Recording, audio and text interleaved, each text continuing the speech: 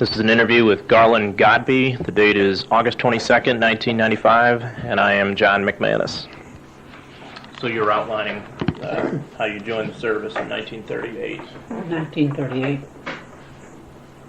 And I think Baltimore, because I was from West Virginia. And I was shipped up to Baltimore. And from there I went to Brooklyn, where they staged the recruits. And I was there 2 or 3 weeks, and then we were loaded on an Army transport. And we went down through the canal to Angel Island in San Francisco Bay. And from there, we went to Hawaii on a troop ship. And I was to E Company of 35th Infantry as a rifleman. And because I could type, in about 3 months I got my clerk. I took typing in high school so I could get out of heavy academic work. And wound up that, but it was one of the best things that ever happened to me, because I got to know how a company functioned. And I got promoted to corporal real fast. And then I was 19 when I made sergeant. And that was unheard of in the old Army. And because I developed a pretty good reputation, and I worked long and hard. That's the job. You enjoyed the Army? Oh, yes. Yes, I was Army. But, I just never had any doubts about wanting to be a soldier. And I made the best of it when I got the opportunity. And I made sergeant. And became a platoon leader. And I did all the sporting activity. I was on the swimming team, on the track team, and I boxed. Did you? Yeah, What weight class? I was 130, about 137 pounds. Mm-hmm. It was called a lightweight. Lightweight, all right. But I gained weight and I got up to middleweight. Mm. But it was easier fighting middleweight than it was lightweight. Why is that? Slower. And it's like the heavyweight class today, a lot of people didn't have the speed necessary, so I won my fights. And on the swimming team, I was also diving. In Hawaii, they had the grade of swimming. We used to beat the Hawaiians in swimming. Oh, yeah? Oh, yeah. In the Navy, we competed with the Navy, especially in the diving, the Hawaiians. Because I took all the honors in the highboard diving. And it was good. But it was sort of isolated, being in Hawaii then, because there wasn't this quick transit.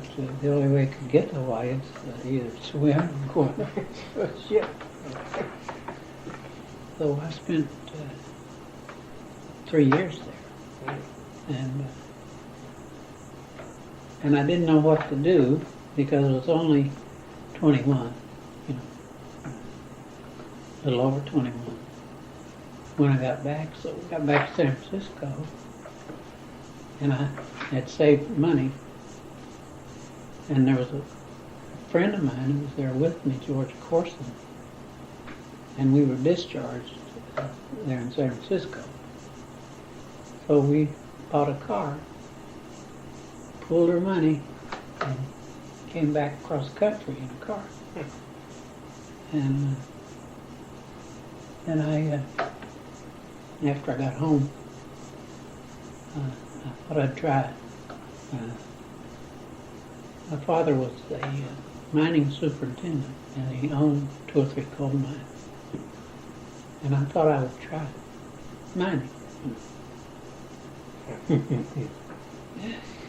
And I tried it, and the first job I had was picking slates on a coal tip mill where they process the coal. I don't know if you know what slate is, but slate's I have a vague unburnable. Really? And you have to get the slate out of the coal. Hard drudgery. Oh, darn. And finally I just said, this is for birds. So I re-enlisted as a private. And I was assigned to Fort Thomas, Kentucky. And they made me a clerk typist. So, went along till they made me corporal. And then the war started. And they promoted me to sergeant and sent me to Fort Benning as their candidate. And I spent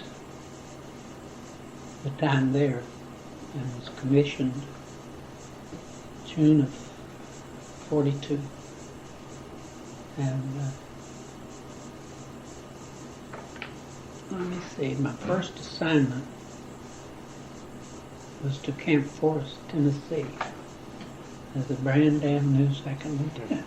Of course, having had prior experience, I was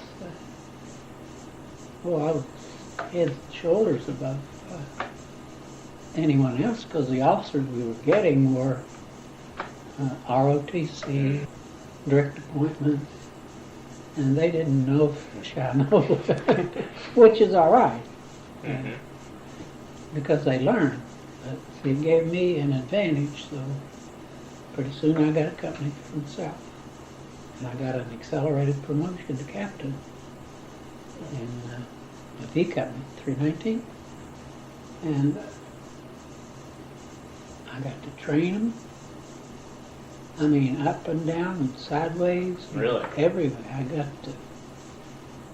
got to know them very well, and they're a very close relationship.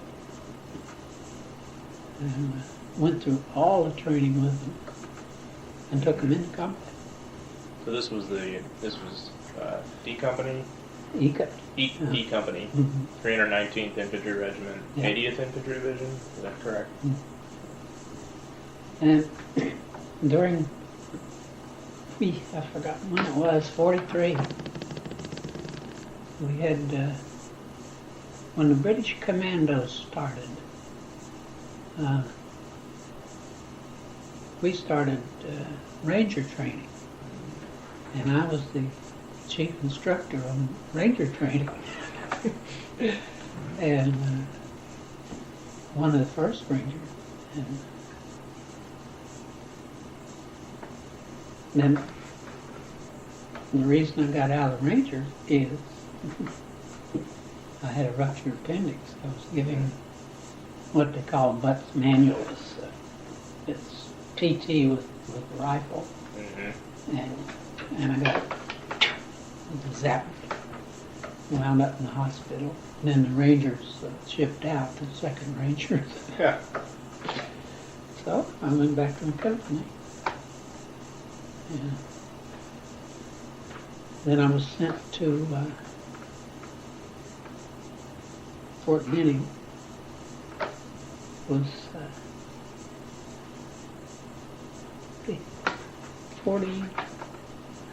43. We were out at that time desert training. Our division trained to fight in the desert. And I got orders out there to go to the advanced infantry school. And I went through the advanced infantry class. And then I went back to my unit. And then we were alerted. And while I was coming back from from Benning. Our division was shipped east, and I had to catch up with them. And I got back with my company in New Jersey. And from there we staged there I think we were there about 6 weeks. And they loaded us on the Queen Mary. Our whole division, less of the heavy equipment, but all the personnel. It was 18,000 or something on a Queen Mary. It was fantastic, but you couldn't move. They had stacked bunks about 4 or 5 high. But it took us, I think 6 days to go to Scotland. We went to the Firth of Clyde, I think it was, in Glasgow, outside of Glasgow. We were there. Presswick. We were there quite a while. And then they shipped us down to our departure area. It was outside of Manchester in England. And from there, we were there 4 weeks or something. They took us, it was sometime in July or so.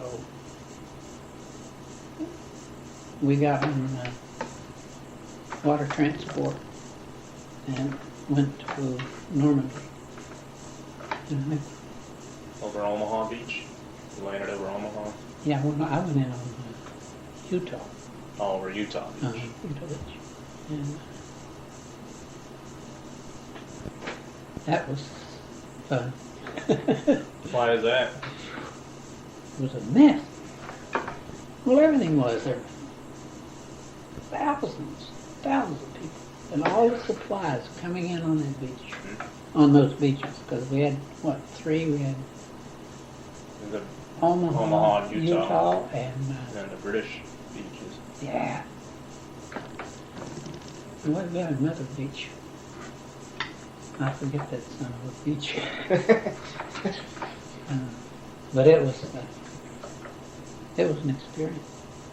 And we couldn't wait to get off because the Germans were, they hadn't quit. They were shooting at us. So they were shelling the ships? Oh, yeah. And, that's when you begin to feel combat.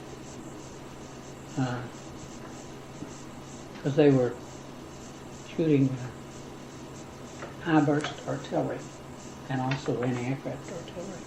Because we had a lot of planes and fighters and everything coming in. And the shrapnel rained down on your head. That's why it was always smart to wear your helmet. And we didn't have to fight off the beach, but we got up and spread out, in formation. And then we ran into the hedgerows, and that's impossible to fight. What was the worst thing about it? What made it so difficult? You couldn't move. You couldn't get through them. In the open fields, the Germans laid on you because they were heavily defended. And it wasn't until they got the pressure behind them that they started pulling back. And then we were with the 3rd Army, and they devised a tank, a bulldozer blade on it to make paths through the hedgerow. And they made us pass. We went through, but that took a couple of weeks to get through those things. A lot of casualties there? Oh, yeah.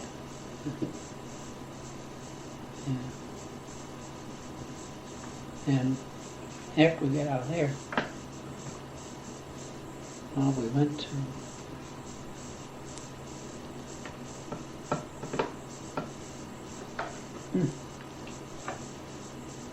trying to think, because I had my first real fight, real infantry fight. was Somewhere around the San Lo area? it was outside of San Lo. Because we fought in different directions Mm-hmm. in that Third Army. You'd be going east one day, north the next, south. We went everywhere and back Mm-hmm. because you had to move on the opportunity. And I was trying to think of that fight we had in the woods. But I learned a lot there. I learned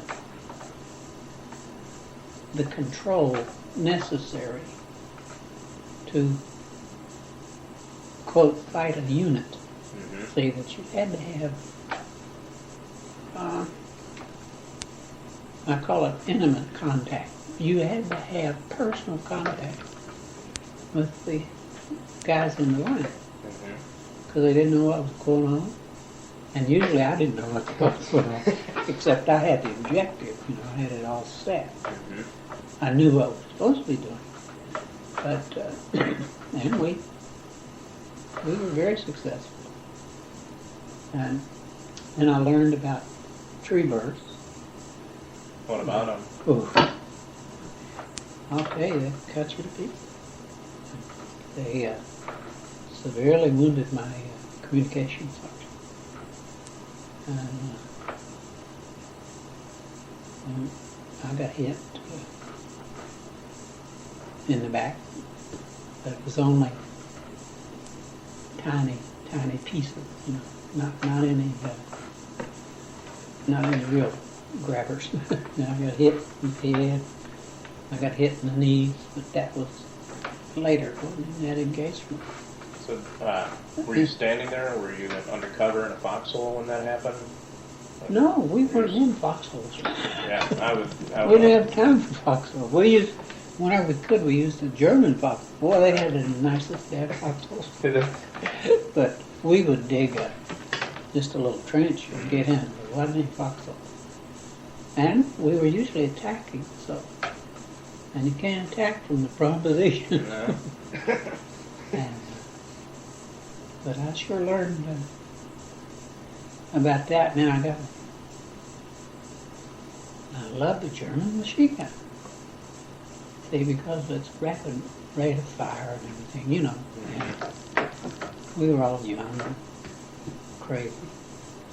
So we started using captured machine guns. I said, I'm going to get those bastards, It was the worst decision I'd ever made.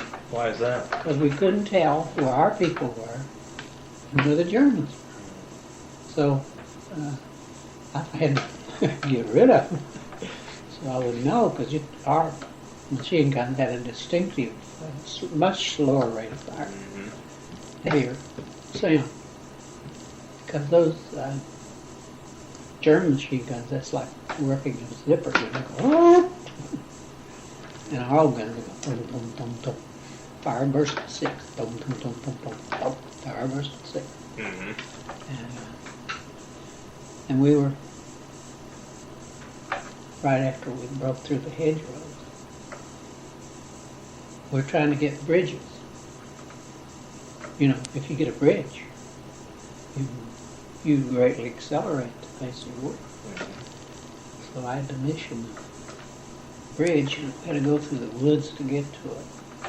And there was a clearing, and I had an artillery forward observer with me. Mm-hmm. And because traditionally, you always have a forward observer. And the Germans were on the other side of the bridge, and they had these multiple mount 20 millimeter guns. And I had to get them knocked out because we wanted to take them. So we called artillery down, and that shut them up while the artillery was going. So we decided to attack the bridge. And we get almost to the bridge on a little bluff, overlooking it. All at once, the whole world came apart because they had blown that bridge. Big Really? chunks of concrete, everything rained down. So we had to go back to the salt holes. And nobody liked those assault boats. Why not? Oh, they're hard to row, hard to control, and tippy. You know, they load down. Yeah, they were always overloaded. And, yeah, and we lost a lot that way because, you know, the Germans are easy to, very smart people, you know, they weren't any Democrats I knew about. Mm-hmm. You know, everybody said, oh, they're the Germans. They're very efficient soldiers. And we lost quite a few. In attacking across in the boats. Yeah, when you go across the water, yeah, you're very vulnerable. You can't shoot back. You're extremely vulnerable. Did you at least have an artillery barrage? Yeah, But it didn't matter. but as long as it's on, okay. As soon as it's off, they start shooting. But then they prearrange their withdrawals and everything. It's very disciplined withdrawal. And I get, I used to, I guess it was, I could never really understand the Germans because we had been indoctrinated, you know, to hate them. And it's not my nature to hate, you know, I can flare up and all that, but I don't think hate is in my vocabulary. And we used to get surrendering prisoners, and I wouldn't let them strip them, you know, of everything. I'd let them get the cigars and the cheese and stuff, but I told them, no, you leave their equipment alone. And pistols, we took their weapons, of course, and sent them on back to the rear. But we were always short of men. Well, in an infantry company, you get short in a hurry. Mm-hmm. And I used to hate to have to use my men to send them back to the rear. So I told the battalion commander one time, I said, I'm going to send them back to Battalion CP. And my men are coming back because I need them on the line. Well, he about reamed me a new one. I said, well, I've got to have them. I can't fight without. Because I went in with 210 men. And it wasn't a week until I was down to about 100, I'd say around 170. And I got down to 130. And that's about what I wound up with. And because you get new men in, and you can not absorb new men in a combat situation. You can't, because you bring in a new man, he doesn't know how to fight, and you don't know it. And so usually they get killed and wounded. Mainly because they don't know what they're doing. That's right, and it's not their fault either.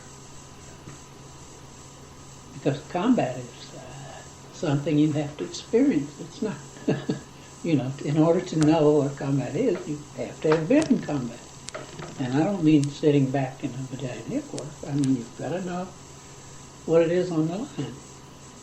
And I used to cry when I lost good men, you know. But I never cried on most replacements because you never got to know them. They were like my lieutenants. We went through lieutenants. I'm telling you, I never, ever had the luxury of more than one lieutenant. I had two one time, and they took, Buck Lloyd got killed, and Doc Brown, he's on the picture here, he got a bayonet in the leg. He dived into a foxhole, and the bayonet stuck him in the leg, and he was evacuated. So I used my platoon sergeants, which they were, because they run them in platoon anyway, and the lieutenant's just there to lead. Well, and you know, the motto of Fort Benning infantry officers is follow me. Follow me. And he who leads gets his head shot off. So I lost a lot of lieutenants. And this, and we had a lot of movement up and down, back and forth. That's the way Patton was. He concentrated the strength. And it wasn't too long that we got tanks. You know, Patton got the tanks. Sometime in August. I forget the exact date. And I was happy to see it. See the tanks? Oh, yeah. How come? Because they gave us protection. You know, we could, they had those, they used to have 57 millimeters on them, gun. And they weren't too hot. But they could at least put high explosive out. Because you got to do anything to keep that fire down off your infantry. And I was real happy when I came up with the 78 millimeter. And then the Germans had that 88. That was the most fearsome weapon anywhere. And they used to shoot at single soldiers out in the field. I know because I was going up. Really? Bam, zip, bam. Yeah, they were shooting at the group and also as a morale factor. And one of my lieutenants, John White, he played pro football for the Pittsburgh. Steelers? And he was drafted. He was 6'4", 6'6", he weighed about 30 pounds. And and so good natured. And he got seasick the minute he stepped on a boat when we crossed the channel. Big guy. Yeah. He was a riot. And the German 88 got him, but it wasn't the 88, it was, he was up on a stone wall, you know, up behind a stone wall. And the 88 hit the wall, and a big chunk of rock hit him right in the solar plexus, you know, right in there and broke the ribs and everything, and he was evacuated. But he lived. Oh, he did? Oh, yeah. Yeah. John White. What was the worst thing about the 88 in your estimation? Well, the fact that they were so accurate. They were close support weapons.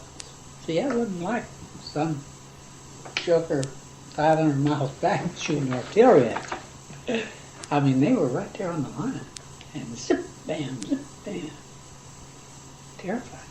Really? Is it true you couldn't hear it coming in? No, not zip. That was it.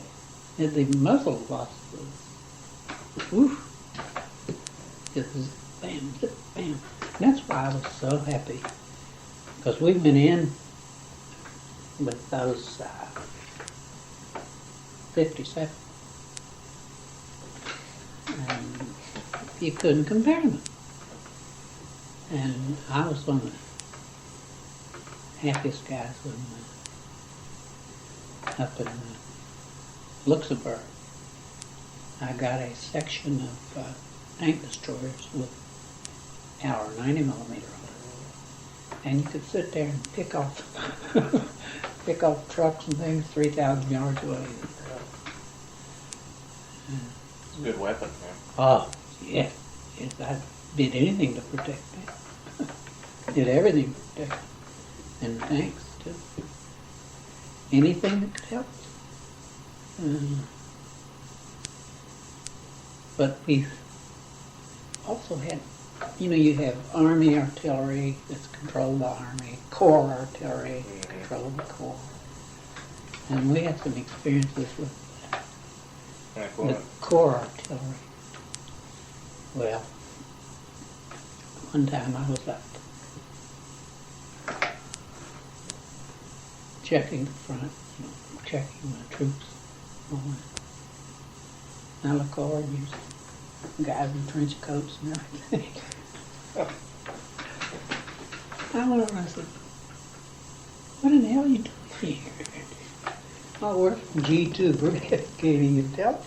I said, well, you're going to gain death if you stand out here. I said, because that place loves to churn. So, thanks a lot. They got out. And then the next day or so, now Long Tom is a, big artillery piece. And we were defending along here, and out in front of us, behind us came a section of Long Tom. Was platoon. And they moved in front and started displacing their guns. And I went over and I said, where's your lieutenant? He's over there. And I said, what are you doing? He said, we're up here to support you. I said, for Christ's sakes, we're back there. You forget this. He said, oh. So they dug in line. But we had good relationships. And the engineers, too, particularly. Really? Oh, engineers deserve the best from anybody. Because they worked and they fought. Mm-hmm. And, sometimes at the same time, right? Oh, yes. Yes, sir. Yes, sir. Yeah. And I was always sorry that they didn't have combat infantry badges, for them. That was ridiculous. Because there were many times when the engineers were actually in front of you guys. Yes. Isn't that right? You bet. You bet. But they were doing meaningful things. Mm-hmm. And I never left them alone, we protected them. But I used to admire their fortitude, Never heard them complain other than the ordinary bitching and griping, which any group of men will do. It's more of a fraternity than anything. Mm-hmm. But that was a good experience. And then in France, too. The craziest people in the world were the FFE, they used to call it FFI, Free French. Mm-hmm. I mean, they would attack Germans single-handedly. Really? Oh, yeah. And they'd come through the lines, we'd give them captured guns, ammunition, we could, and they'd go out and fight in very small, guerrilla type operation. Very, very, of course they were fighting for their land, Then I had our battalion had a chaplain, Mm-hmm. Boucher, whose roots were French.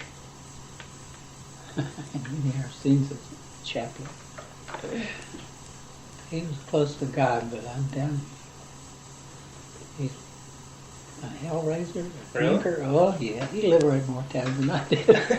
He was really out there in the thick of it. Well, he wouldn't wear his helmet, and he wore it at parade.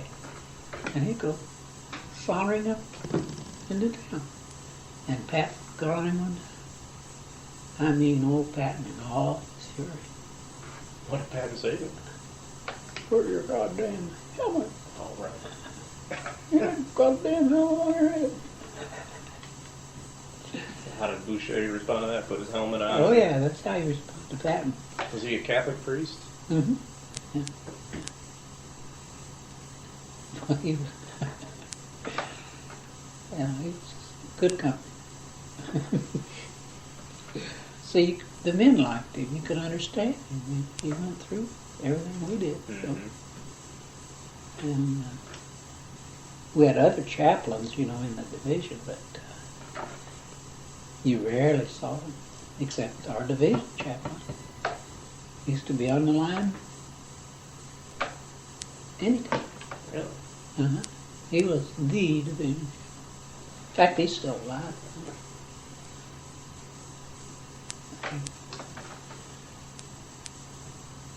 He was fine man, you know, just a good man, you know, he wasn't full of, he was the quiet, with the quiet strength, you know, that that chaplain has to have, quiet strength. You know, we weren't quiet strength, we were noisy. And the men, of course, respected Oh. those two chaplains. What about the other ones who they never saw? What was their feeling Well, with them? Holy Joe. You know, they see him on Sunday if they went back to go to a gathering. But these guys came up and held their chapel right where the soldiers were. You didn't have to go back because when you went back to battalion, you could be going back as much as a mile and pulling soldiers out, send them back. No, and they didn't want to go anyway. So that's one reason we admire. But the others were okay. You know, it's just they were different.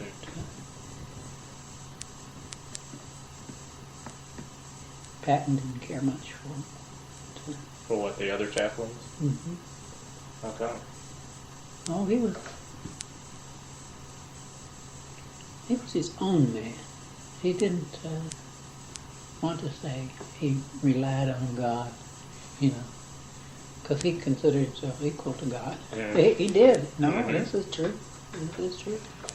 Like when we were in the Bulge, we were getting hell beat out of it. Couldn't get any air support. He ordered the chaplain. He said, "Make up a prayer to get for it to clear so we can get the airplane."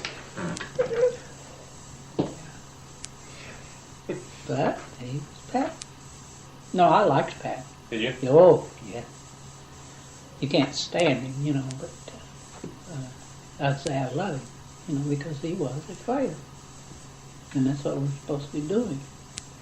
We had one division commander early on that used to have a slogan, dig and live. You know, that was his thing, dig and live. Pat said, "You don't dig no goddamn hole." He said, "I want you up and shoot him." He said, "I don't give a shit if you hit anything or not. You get that gun firing." He said, "That's why we got plenty of ammunition." He said, "The Germans won't bother you." Otherwise they're going to sit. And that's one reason I liked him. I also liked him because he'd get up in the heat of combat. He'd be right up on that front line. We were on the Ford Slope one time outside of Lixier, on the hill, dug in, and the machine gun section was dug in with one of my platoon. And Patton come up one time checking the thing because he hated, well, we were out of gasoline, but he hated to stop. And he came up to check the line. And had those machine guns over there. He did that, man. And then I had a lieutenant there, Spinoza. And he said, "Lieutenant, get down by that damn gun." Spinoza got down by the gun. Patton said, "What the hell do you see?" He was from the trees, sir. Patton said, "Damn right. That's all he sees is trees." He said, "Move that damn gun out or we'll kill Germans." He said, they're not my guns, sir." He said, "They're my damn guns." He said, "I don't care whose guns they are. You move that gun." And the guy, and Spinoza never got over it.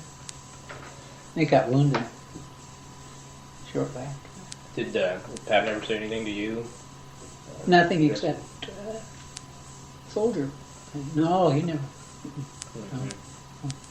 Do you think that his leadership style saved you casualties? Oh, yeah. You bet. Yeah, anytime we stopped, I got nervous. Really? Yeah.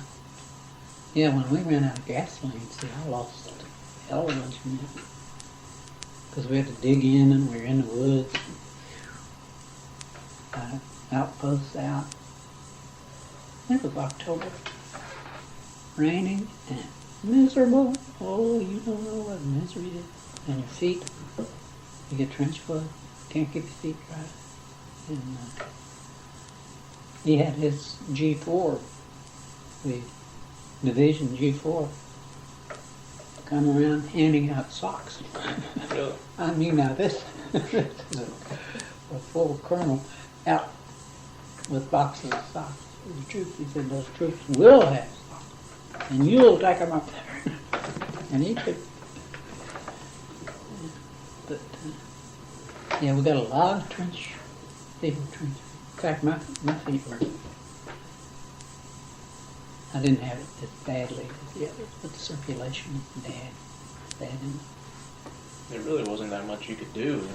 in No, those except to conditions, could you? try to change socks every day, and keep them from getting all wrinkly. No, but it was miserable. Oh, so. And we got officers got a whiskey ration about once a month. I think you got a bottle of bourbon,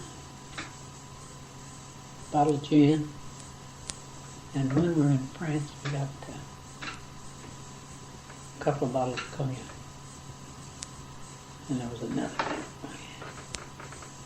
And I used to give it out to the troops. And I had one platoon dug out to get away from tree bursts, for defensive purposes. And boy, the Germans up on the hill above it, everything had moved their shooting. But I was determined to get some of that booze out to the second platoon. And I crawled up there in the tank track. I mean crawl. I got out there and I said, okay, Buck, this is Buck Lloyd. I said, here's some booze for you guys. He said, oh, we ain't drinking no more. They didn't want it. Okay. Why do you think that was? Huh? Why do you think that was? I don't know, they just resolved. That was the three guys, the platoon sergeant, platoon leader, and platoon guide in the same home. You want to drink anymore? Well, Buck Lloyd's the one that got the Congressional Medal of Honor. Really? What? How did he get that? I was trying to think when the hell we were. Well, we attacked at night. Got in this town. It's in there somewhere. Right. Well, it's on. I forget that.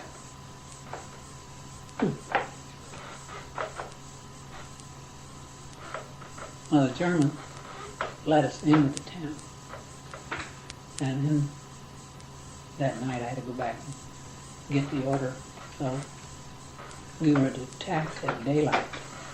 It was heavily, heavily defended. And the Germans had machine gun nests all around. It was one of the prime areas for their defense. And we got in there and we couldn't use the tanks the way we normally do. And we had to attack the next morning. And we hit that machine gun fire. And Buck got nervous. And he cleaned out 3 machine guns single-handedly. Wow. How did you do that? God only knows, just by guts. Went from one to the other. Throwing grenades? Oh yeah. That's the only way to clean out machine guns. And you clean them out, I'll tell you. And it permitted us to get out, spread out. Did you put him in for Congressional Medal of Honor?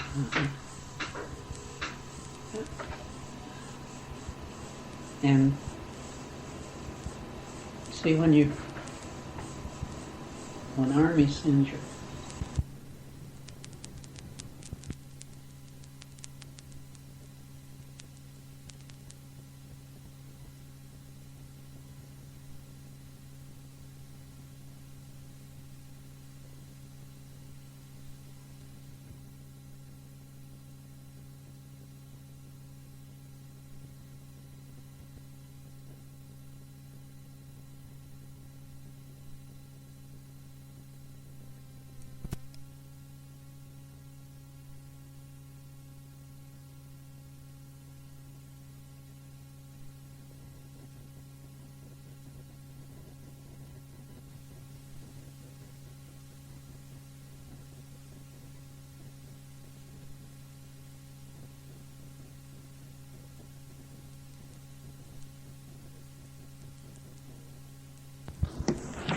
send Lloyd back, you know. You know, and I told Lloyd, I said, get your stuff, get everything back. He said, no sir, I ain't going back. He said, the war ain't over. I said, yeah, but I said, they require it. He said, well, just let them come get me. And he got killed right after that. You know, he must have had I don't know, because he wasn't reckless, you know, in a sense reckless. The people do strange things. You know. Everybody has moments of glory and self-sacrifice. Everybody. Because I had privates used to mix. You know, in close order drill and all that. Lousy. You get them in combat. And you lean on them. Every man leans on every man. That's really team.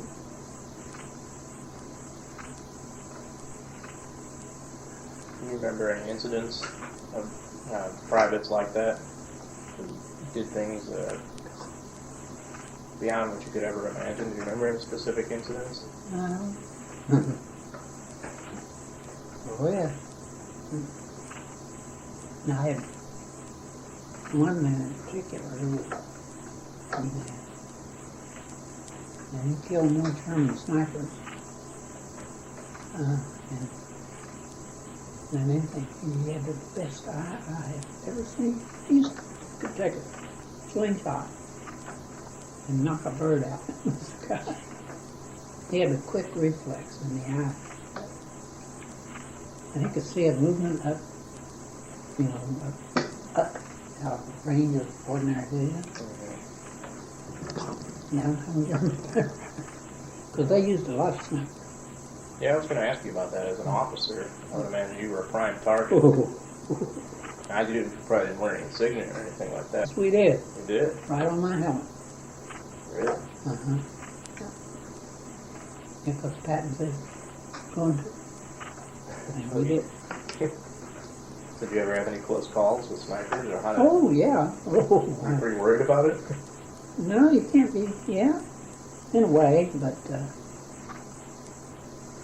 when you get caught up in the movement and everything, it becomes a secondary issue.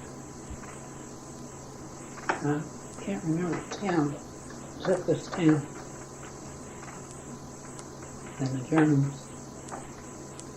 withdrew up on, they got out of the town and went up on the high ground and they could defend it. I had the Tim Bowles, the big guy, he was a Greek, and a couple of platoon leaders up. The houses were such that they kept the cows inside. They lived around the cattle. And they had an opening in like a bay, in between the houses. Well, part of the house. And we were in there staying away from the sniper fire. And the ambulance stepped out to call somebody. Right between you and something. Boy, that hurt me. See, you had to understand, he was a Greek, and he had been a platoon sergeant in Camp Carson, Colorado, I think it was. And suddenly, one day the battalion commander told me, he said, I've got a sergeant I'm assigning to you. You know, what do you mean you got a sergeant? He said, yeah. He said, it's a very difficult case. He said, he can't get along with anything. And he couldn't. Because it was brusque. And, the Greeks are very strong. And he didn't have the ability to lead men. He could not lead them. This is all bullshit. But I took him and let him be my bodyguard. And it worked for him until he got killed. Because he wouldn't let me go anywhere or do anything. He carried a submachine. And because I had come in from Kentucky, he carved a Kentucky babe on my submachine. But he was a good scrounger. We never went hungry. And so you'd gotten to know him pretty well when that happened. Oh, yes, I knew him. Better than anybody. And he was, very close. Anywhere on him, because I got captured one time, temporarily. So you were with him, and you got, what No, happened? you read it in there, because I was out one night and moved the company and had to go back. And the company finished moving after I had gone. Now, Pippins was my first sergeant.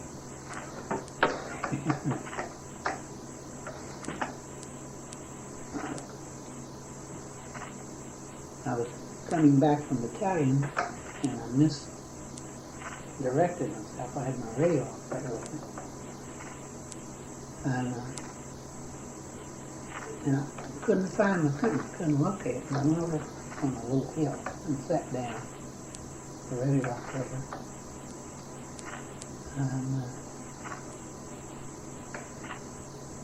there was about 3 guys there. I said, "Is he coming?" The guy said, "On Zoop." On Zoop. Well, they were lost. And we sat there. The guy was from Bremerhaven. No, Amber. Fritz Flynn. We talked. He told me about his family. I told him about my family. And finally we got up and started looking for our unit. Either his or mine. So 5 of you guys were walking around. I didn't know. And I heard a fence squeak. I said, "Is that you, Sergeant Tip?" I said, "Is that you, Top?" He said, "Yeah, where you been?" Well, when the battalion commander heard about that, he said, "You're not going anywhere without a bodyguard." So, the ambulance became permanent bodyguard. The 3 Germans then. Oh, yeah, they were happy quick.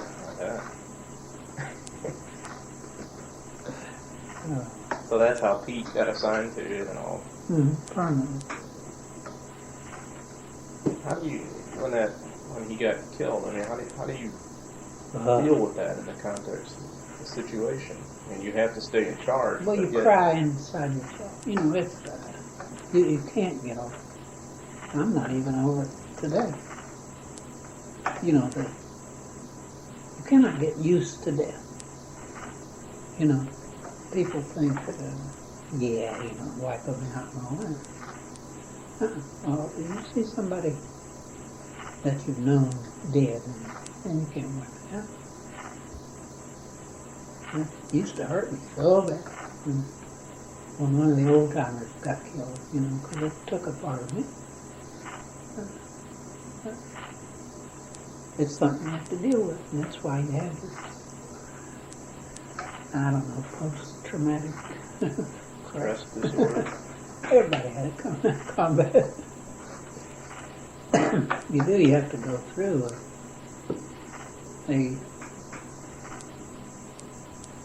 process within yourself that lets that fade back and back and back. I remember when I first went home, you know, 'cause they gave me a 30-day leave from the hospital, and I went home, and any sharp noise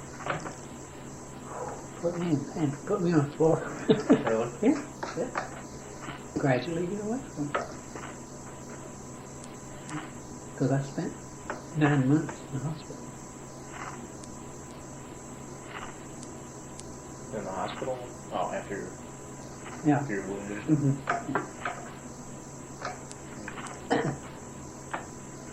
And that was a lousy experience. Your wounding? What exactly happened?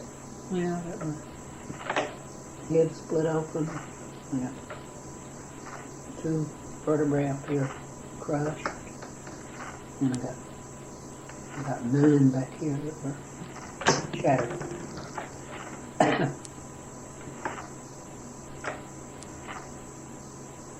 It was an artillery shell that came in? Or No, I got hit in the tank. I was in the tank with hitting the head on a gunman with no helmet on. And an 88 hit the tank, hit the front of the tank. Joe Little tank. I never even passed out. really? When I got out of that tank, this was Christmas Day or Christmas Eve or a couple of days later. And I just had a little headache. And didn't get evacuated until 17th of January. Which was a couple of weeks. And the only reason I was evacuated is I couldn't close my eyes. You know, I couldn't rest. The brain was swelling. I didn't have nothing. So you had been walking around with crushed vertebrae. Yeah. Finally I went back to the battalion aid station. George Podursky was the surgeon there. I told him, I said, I can't get anywhere. I had a boy you needed. He gave me some Demerol. 2 Demerol. I took it. About a half an hour. He said, how you doing? And I said, what do you mean? I said, I feel the canteen cup with cognac. He said, drink this. I did, and I slept 24 hours. Really? Yep. And how did they discover though that there was something wrong with your neck? Well, I was evacuated. Ooh. See, when you're evacuated, you go back to Division Clearing, and then you go back to an evacuation hospital there. And they send you from there, and then I went from there to England. They flew me back to 1049th Hospital Plant or something in England. It was in Chester. Oh, delicious. with walls, all the walls, and very, very neat.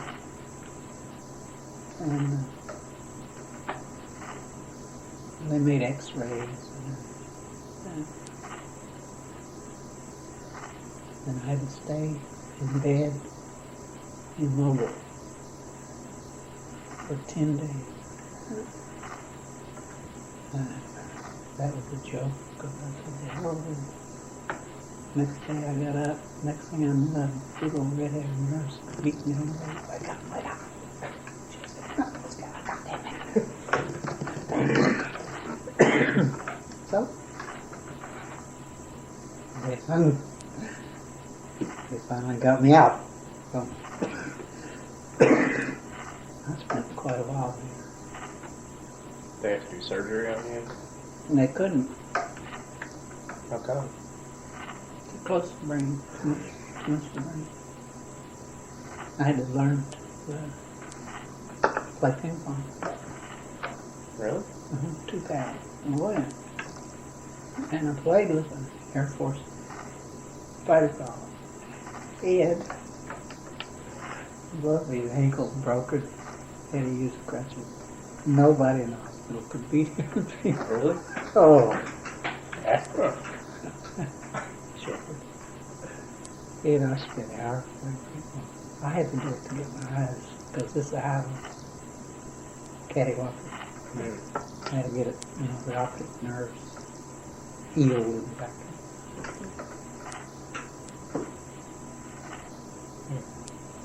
That was something else. And that knocked you out of combat forever, didn't it? Well, yeah. Yeah, because after, I was up in Virginia in the hospital for 9 months, and they put me for a retiring board. And he said, well, we're going to retire you. I said, I don't want to retire. I said, I'm Army, and that's all I want to be. I don't want to be retired. I said, well, they thought about it, and they called me back. I said, well, we're going to keep you on, but you're out of the infantry. They said, no more. No, put me in the military police corps. The worst in your estimate, probably that would be about I was the the worst. best military policeman ever. That proved to be a good assignment. Because I got to do a lot of things that you don't get to do in the infantry, because you operate on your own. And took a while to learn the techniques and all that. But I didn't care. It involved me. I was in the airborne here. Had the military police, division military police in airborne. And I was the operations chief for the 8th Army in military police corps. Really? Uh-huh. Control the DMZ. Help control. Had to guard the meeting site and meeting. I had to control the bunkers and everything, because the Koreans would come up and take the wood out of the fortifications. They'd pull the wood out. Well, that's the right. And I used to have to protect the warehouse, because those were vulnerable, very vulnerable. And I got to train a platoon of guard dogs. And the Koreans got Boku, P-Dogs, and me. Is it? Oh yeah. Why? Well, they used to raid the warehouses after You they were got the out dogs, because they were definitely afraid of the dogs. And rightfully so. A back injury is not something that goes away. I imagine that stayed No, with you it- for the rest of your Oh, life. yeah, I had bad arthritis Yeah. in my knees. But I don't have the,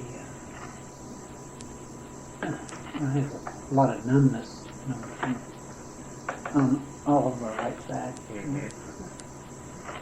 And I used to have headaches. It wouldn't quit a long, long time, because it took a long time for the fracture to heal. So they just let it heal, didn't have to, nothing could be No, done for it. No. Uh-uh. No.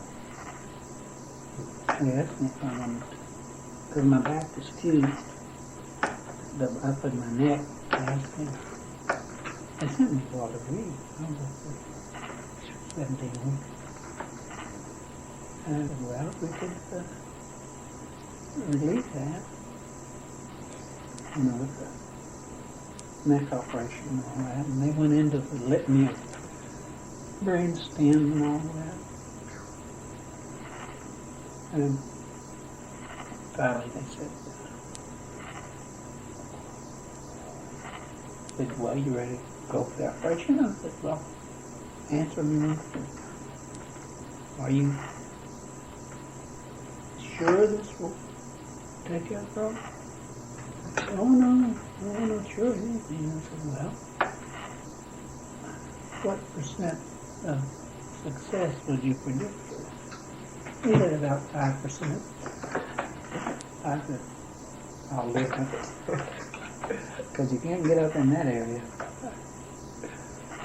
And I had enough trouble with the back.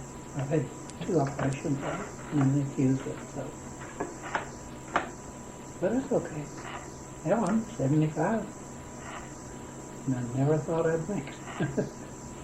I never dreamed of it. I thought I'd be lucky to live through combat, and I figured, well, if I make 30, good.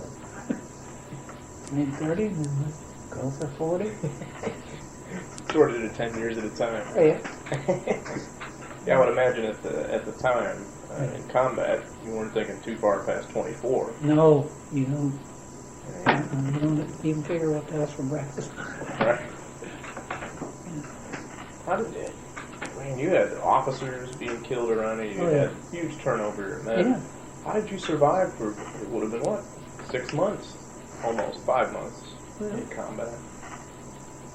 No, I just got light wounds, that was all. Mm-hmm. I don't know. I really have a strong faith in God. And I had a wife, 3 children. You did at the time. Yeah. 3 rugrats. We had twins that were 4, and a year younger, Carolyn, was 3.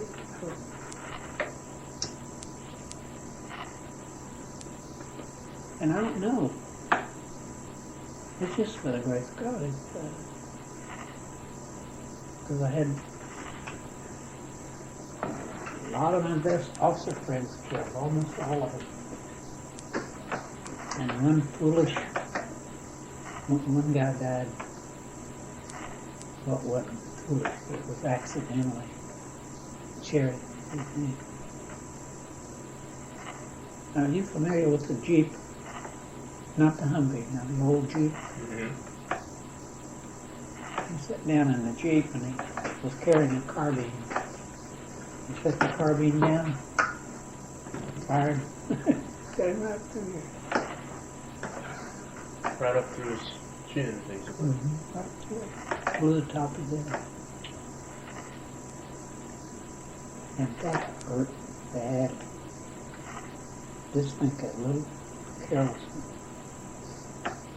No, like a lot of careless things. He killed. Almost killed Tiffin one time. Lived out of combat off the line.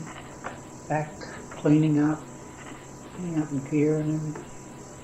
And we're sitting up under a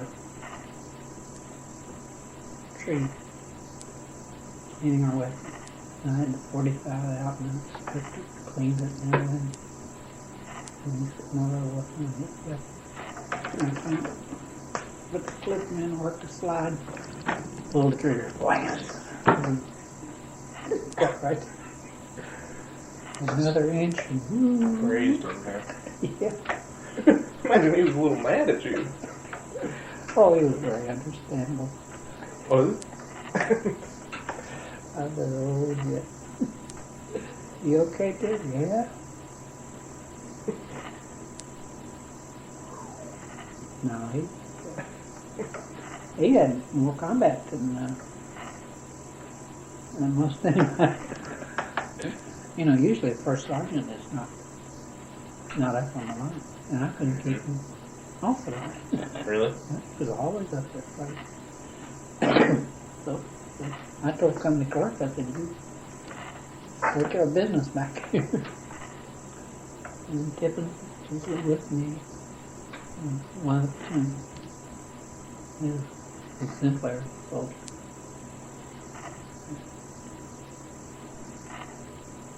But he was never a carouser, you know. He was always. No, well, none of us were. No. Drinking's just not part of the scene there. You drink after you get out, you know, after you're away from that influence. Because you need all the judgment you can get. Were there a lot of other company commanders in your battalion who were killed during your time? Well,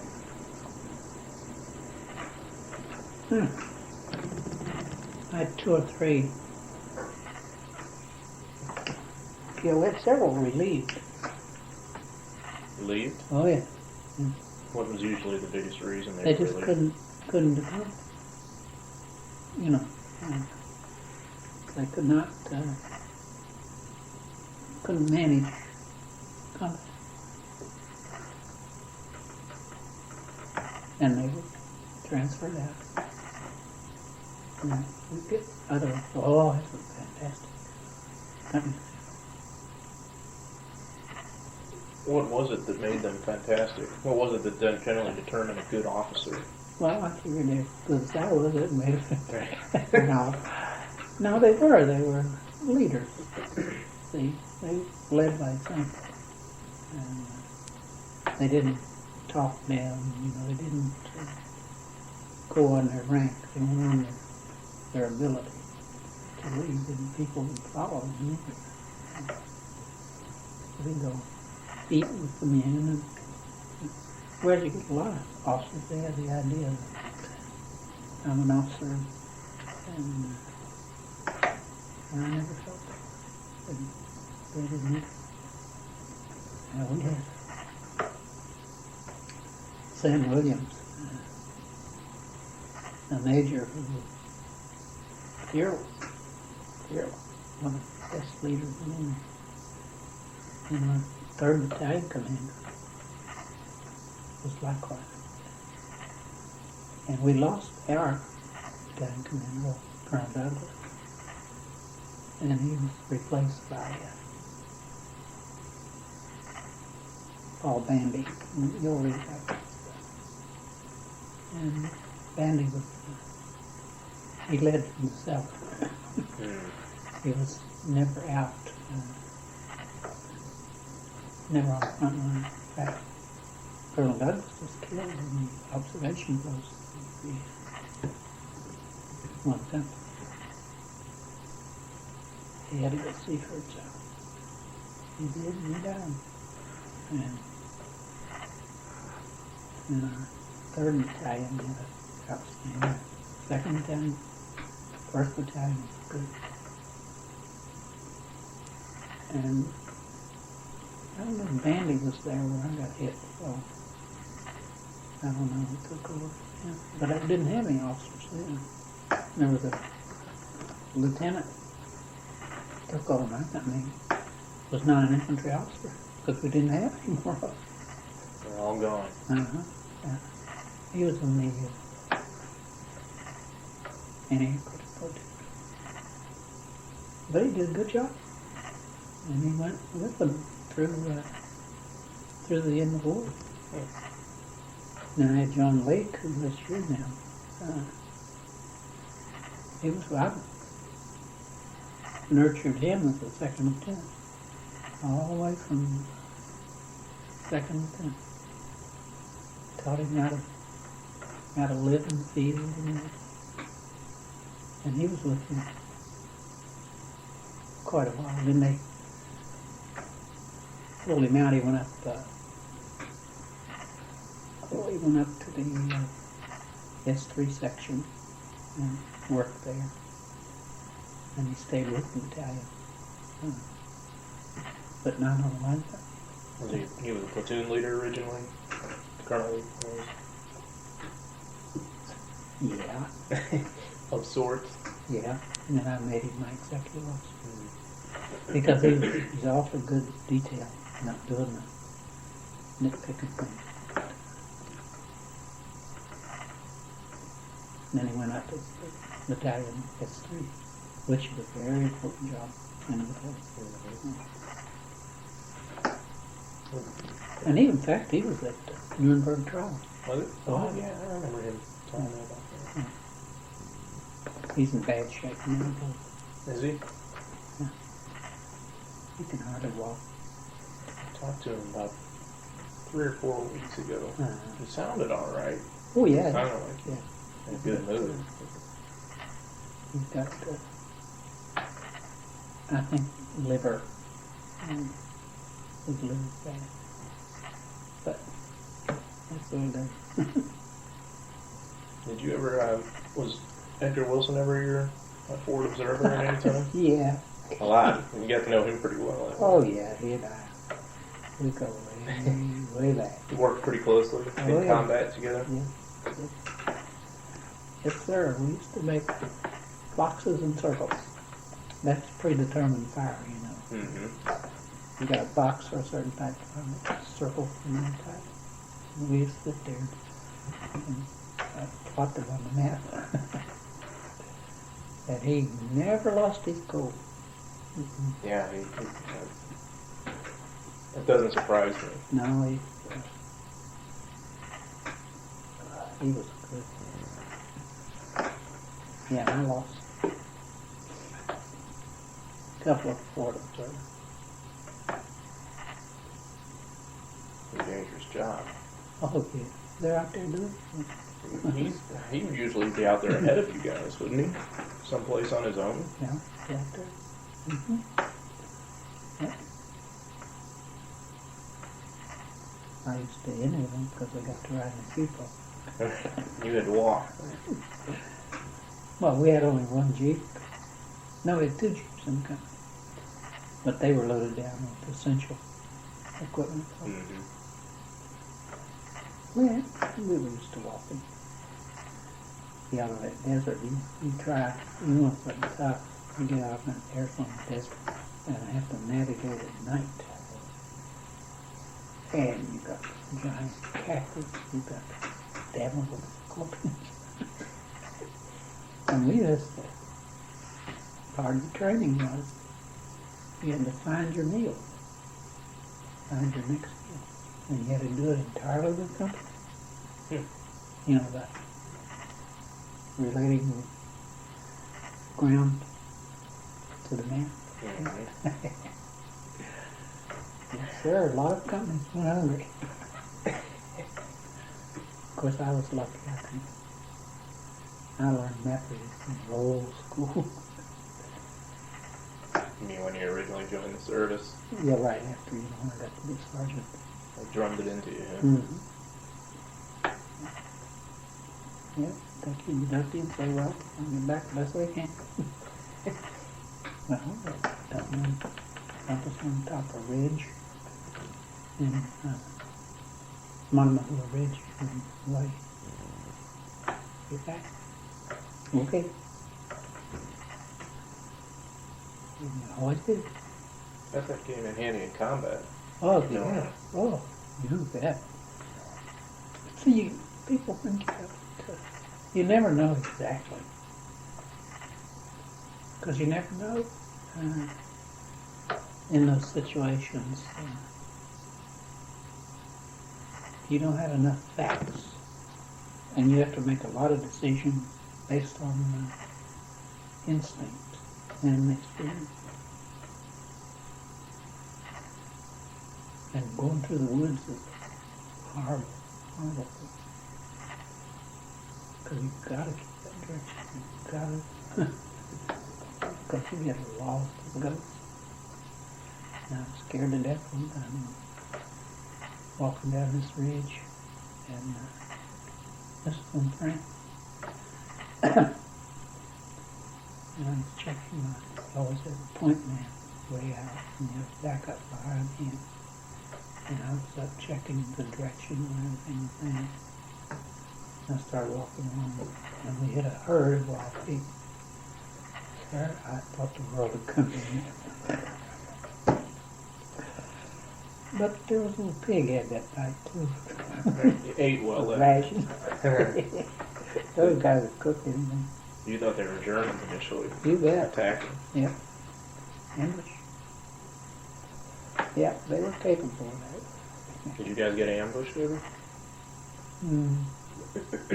No, I had one platoon fighting another one time. But you get mixed up in the dark. And you don't have time to go through the protocols and everything. Because it shoots you, shoot back. Mm-hmm. And it's tough to get a conception probably of how dark it was at night. Nowadays, when you have street lights and all that, you're out there in the middle of France, country with no light. Nope. And you got a little flashlight that has a cover on it. You know, and it doesn't do that much good. You got to hit that old lymphatic compass. In fact, I've still got my compass. Really?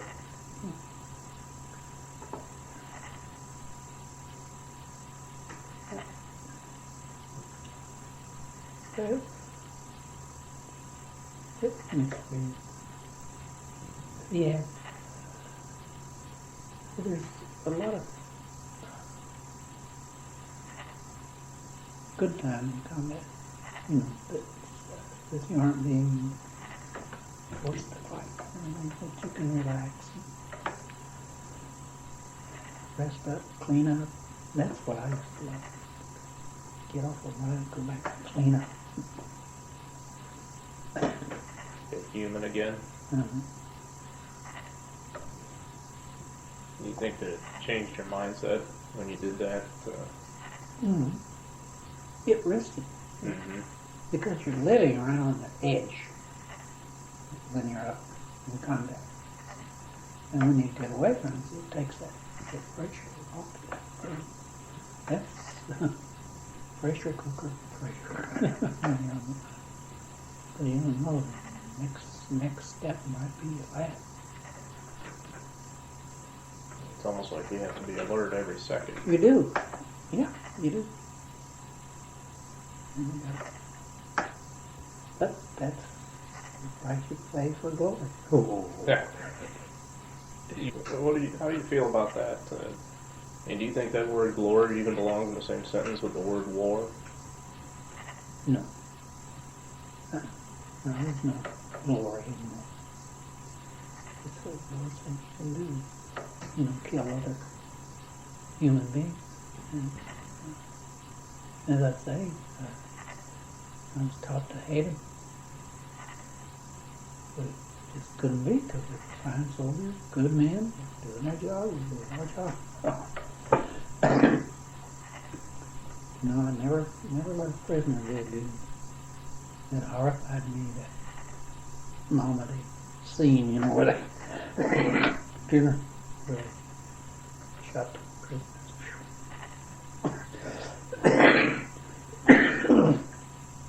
So even then, after you'd seen that, it didn't make you want to shoot any German prisoners that you got? Oh, no. No. I always felt anybody not shooting at me was my friend. Well, see, we were doing our job. But a lot of people did, you know, did get their mine, poison. That's why not many company commanders survived very long. Couldn't stand the pressure of it. It didn't mean that they weren't good for something, they weren't good for personal combat. You never, when you were talking before about how difficult it was to kill other human beings. Yeah. I mean, do you ever remember a time in combat where you Glad? basically, yeah. Yeah, you bet. You bet your butt. You bet your butt. Right there in Honeyshaw. I got a great joy of it. What used to hurt me is seeing the dead horses and cows. No, that sounds callous and all, but you know, to me that was a needless waste. And when you're a soldier, you got to take what goes with the job. And I used a 50 caliber machine gun from Honeyshaw. She went a couple thousand yards and off in Germany. And we got down in the basement of the houses and ambushed. And I always wanted a German leather coat. They had this long, officers had these long black leather coats. And we were always cold. I said, oh boy, I get me a coat. Got me a coat. I put it on. And one evening about dark, I was walking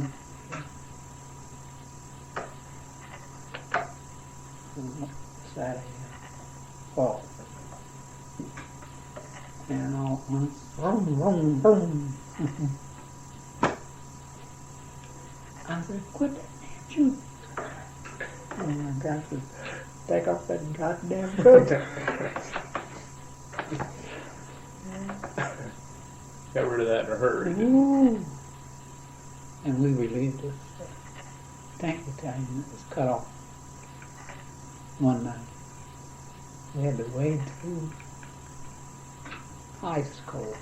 I mean cold. Up to our chest. Hold your weapons above your head. To get up on the road going into the town. And the Germans had outposts. And saw a couple of figures that were off the side. And I went over and says, what outfit is it? And looked me again. And it's Krauts.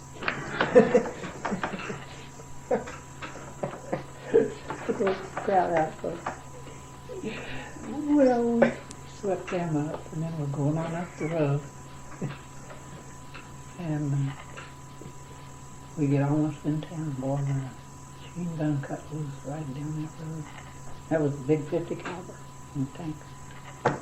Because they got green and red tracers, and you know, and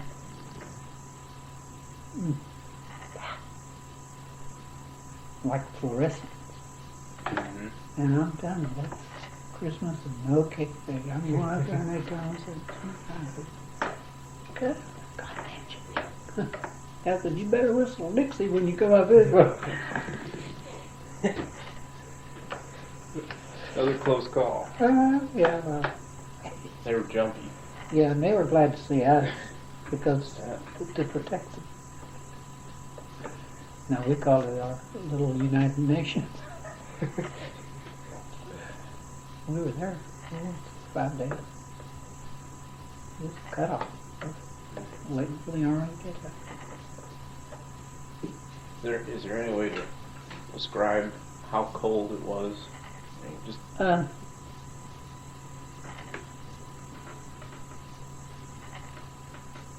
what was cold was the icy rain. Snow isn't cold, you know, in that sense. But what gets you is that icy drizzle there. Oh. You just can't get one, unless you go inside a house. That's why we used to take every house and get our hands on. No, you get so cold, just beyond reason. In the snow, so you can burrow down in the snow, get out of wind and stuff reasonably. But when you get wet and the wind's blowing, and you can't see for much, and you can't eat properly, the mess hall used to try to keep up with, kitchen. And you get out there and you got a mess kit in your hand, and you see bacon with frost on it. Very appetizing. Yeah, it defeats the purpose, I guess, doesn't it? Yeah. But I used to like when they brought the food up in the mermaid cans. And they were heavily insulated cans. Because I always wanted a lot of food for the troops. And the tea, I love the tea. Really? It's GI tea, blacker than a piece of steak. Sweet, warming, warm you down inside. Hot food can make quite a difference that way too. Yeah, but then we had the stainless steel or aluminum cups. You get something hot in it, burning the hell out of it. Really? Held the heat a little too well, huh? Uh-huh. Well, it went into the metal, It wasn't like the stuff they developed later, like Mylar, not Mylar, same as